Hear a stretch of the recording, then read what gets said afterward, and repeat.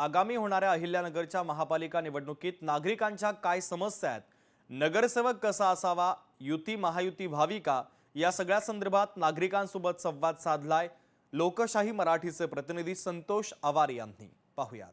आगामी येणाऱ्या महापालिकेच्या निवडणुकीत नागरिकांच्या काय समस्या आहेत, नगरसेवक कसा असावा, युती महायुती व्हावी की नाही, या सर्व गोष्टी बोलण्यासाठी आपल्यासोबत काही सर्वसाधारण नागरिक आपण त्यांच्याकडून जाणून घेऊया.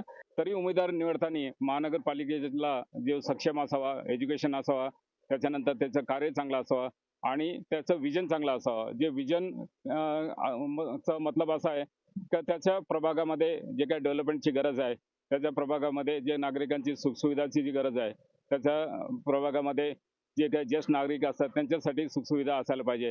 म्हणजे त्याच्या विचाराच्या त्याच्या मनाविरुद्ध ही कारवाई होत असते. तर माझा असा विचार आहे की जो सक्षम आहे आणि तो पक्ष सक्षम असेल त्यांनी आपल्या आपल्या पद्धतीने निवडणूक लढवली पाहिजे. शासनाकडून नगरसेवकाकडून तुमच्या काय अपेक्षा आहेत, सध्या काय समस्या आहेत तुमच्या?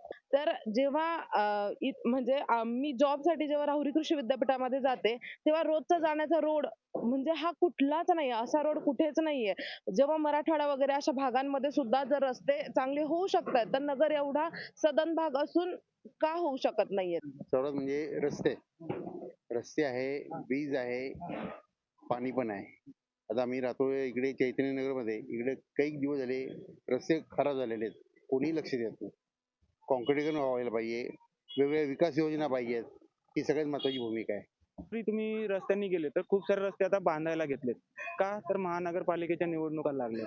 मग 5 वर्ष कुठे होते? ठीक आहे बुवा, अनुदान किंवा मग तुम्ही आता सँक्शन करून आणलं असेल, मान्य आम्हाला, पण इलेक्शनच्या काळामध्येच का? संतोष आवारे, लोकशाही मराठी, अहिल्यानगर.